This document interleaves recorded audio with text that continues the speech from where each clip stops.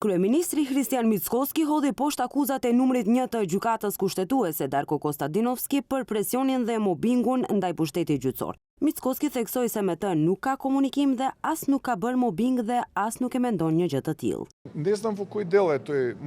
Nuk e di në cilën pjesë është mobbingu dhe në cilën pjesë është presioni. Do të duhet atë ta pyesni që të thot. Unë nuk do të kem çfarë të them, sepse unë absolutisht as nuk kam komunikim. Asnjë mënyrë nuk bëj mobbing. Kështu që ndoshta duhet të pyesni të jetë më konkret në cilën pjesë e mendon atë. Kostadinovski ditë më parë gjatë fjalimit të fundvitit mes tjerash drejtoi kritika jo vetëm ndaj ligjvënësit, por edhe ndaj pushtetit ekzekutiv ku akuzoi për presion.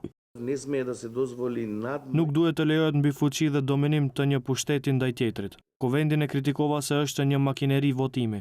Edhe ligjvënësi edhe pushteti ekzekutiv bëjnë mobbing mbi pushtetin gjyqësor.